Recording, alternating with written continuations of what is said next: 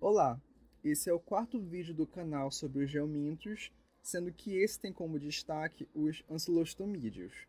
Eu me chamo João Lucas e faço parte do projeto de extensão Desvendando Geomintos, Educação em Saúde na Prevenção das Enteroparasitoses, utilizando ferramentas digitais, que é orientado pelo Dr. Adriano Penha Furtado e pelo Dr. Francisco Tiago Vasconcelos de Mello. Os ancilostomídeos são nematóides transmitidos pelo solo e que causam a infecção denominada ancilostomise. Assim, ela é causada por duas espécies, o Ancilostoma duodenale e o Necator americanus. Além disso, eu aproveitei para colocar a taxonomia dos dois aqui. O Ancilostoma duodenale é do reino Animalia, o filo Nematoda, a classe Cercenentea, a ordem Strongylidae, família Ancilostomatidae e gênero Ancilostoma. E o Necator americanus é também do reino Animalia, filo Nematoda, classe Cercenentea, ordem Strongylidae, mas é da família Uncinaridae e gênero Necator. Em resumo, eles podem causar infecção crônica do trato intestinal e sugar o sangue do hospedeiro, o que leva à anemia ferropriva na maioria dos casos. E vale dizer que em todo o mundo, cerca de 470 milhões de pessoas têm infecções por ancilostomise. E o Necator americanus é o ancilostomídeo predominante, que responde globalmente pela maioria dos casos da infecção. Ele é especialmente comum no sul da China, no sudeste da Ásia, nas Américas e na maior parte da África, enquanto que o Ancilostoma duodenale é mais endêmico nas regiões do Mediterrâneo e nas regiões norte da Índia, China e África. Ressaltando que a distribuição diferente de várias espécies de ancilostomídeos não é absoluta, visto que a ocorrência de infecções mistas é frequente nos indivíduos. Passando agora para a morfologia, no Ancilostoma duodenale há uma nítida diferença sexual, no qual as fêmeas medem de 10 a 13 milímetros de comprimento por 0,5 a 0,7 milímetros de largura, e terminando em uma cauda pontiaguda obturada por um espinho, enquanto que os machos medem de 8 a 11 milímetros de comprimento por 0,4 a 0,5 milímetros de largura, e possuem uma bolsa copuladora com a qual se prendem a fêmea para realizar a fecundação. Além disso, os vermes de Ancilostoma duodenale possuem cápsulas bucais reforçadas por quitina e incluem 2 dentes fundidos, os quais os vermes se prendem à mucosa do intestino.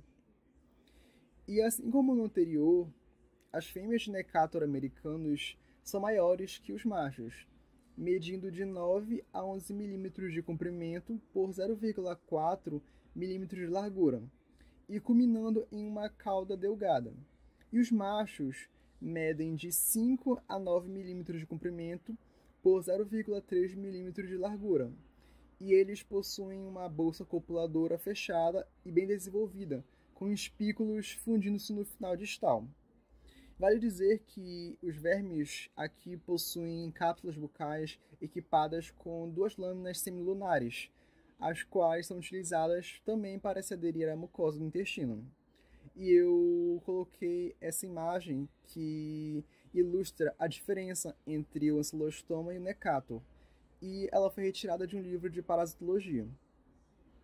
Agora, comentando sobre a morfologia dos ovos, é importante dizer que a diferença entre os ovos de ancilostomídeos se faz pelas dimensões.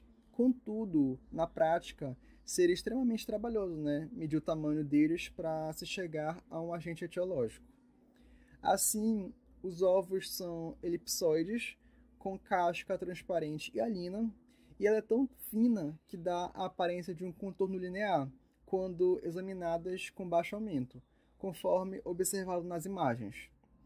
E no interior da cápsula, geralmente existem de 2 a 8 células que representam o embrião em fase de desenvolvimento, e ocasionalmente pode-se observar um pequeno embrião móvel. E para ser um pouco mais preciso, Os ovos de Ancylostoma duodenale medem entre 56 a 60 micrômetros e os de Necato americanos medem entre 64 a 76 micrômetros. Falando sobre o ciclo biológico dos ancilostomídeos, é fundamental enfatizar que existem dois: o clássico, que está neste slide, e o alternativo. Iniciando pelo ciclo clássico, os ovos são liberados no ambiente juntamente com as fezes do hospedeiro, para então as larvas eclodirem entre 24 e 48 horas após o ovo ter entrado em contato com o meio externo. Elas são as larvas rabiditoides L1. A partir daí, elas vão se alimentando de micro-organismos e detritos orgânicos, até sofrerem duas mudas, a L2 e a L3, que no caso é a forma infectante. Assim, as larvas L3 penetram na pele do hospedeiro através dos folículos pilosos e chegam aos vasos sanguíneos e linfáticos. Esse processo é auxiliado pela enzima hialuronidase. E após atingirem a circulação sanguínea, as larvas L3 são levadas para a circulação pulmonar, onde penetram os alvéolos, passam pelo sistema respiratório e são expelidas ou deglutidas. Nessa etapa, elas passam por mais uma muda, a L4. Dando prosseguimento, as larvas que atingem o sistema digestivo passam pelo estômago e chegam ao intestino delgado, onde se desenvolvem até se tornarem vermes adultos, e se alimentam e se reproduzem, reiniciando o ciclo. E no ciclo alternativo, a principal mudança é a forma de infecção. Logo, também ocorre a liberação de ovos no ambiente junto com as fezes, há a eclosão e maturação no ambiente externo, e a infecção ocorre pela ingestão de alimentos ou água contaminados. As larvas L3 são ingeridas e perdem sua cutícula ao passar pelo estômago, devido à ação do suco gástrico. E após aproximadamente 3 dias de infecção, elas migram para o intestino delgado e invadem a mucosa intestinal, onde ocorre a muda para a larva L4.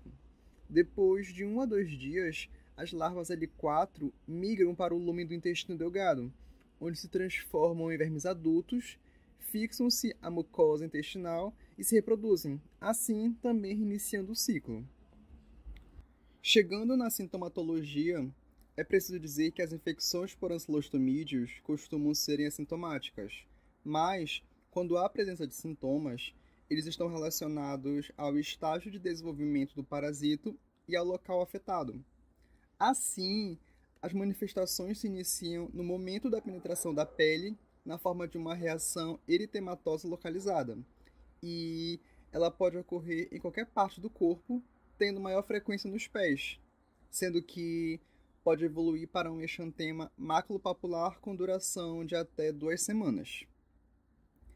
E cerca de 10 dias após a penetração da larva, a presença dela nos pulmões pode causar um quadro de pneumonite bem semelhante à síndrome de Loeffler, mas de menor intensidade, que é a que ocorre na infecção por Ascaris lumbricoides.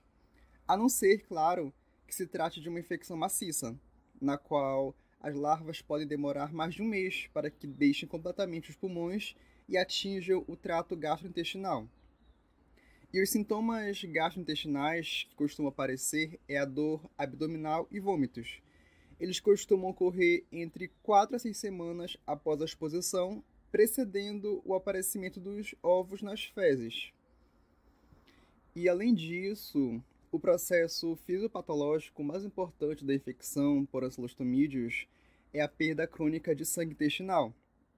Essa perda ocorre quando os vermes usam o seu aparato bucal para aderir à parede intestinal. Esse processo acontece porque eles contraem o esôfago, gerando uma pressão negativa e sugando o tampão de tecido. Dessa maneira, ocorre o rompimento de capilares e arteríolas, que acontece não somente por efeito mecânico, há também o auxílio de enzimas hidrolíticas que são eliminadas durante a alimentação do parasito.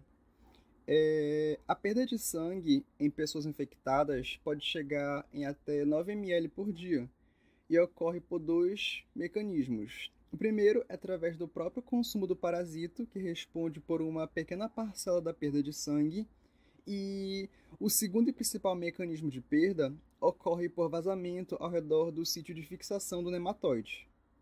Assim, culminando em uma anemia por deficiência de ferro, que ocorre porque o hospedeiro se torna incapaz de compensar a perda de sangue, especialmente em infecções graves e em indivíduos carentes nutricionalmente.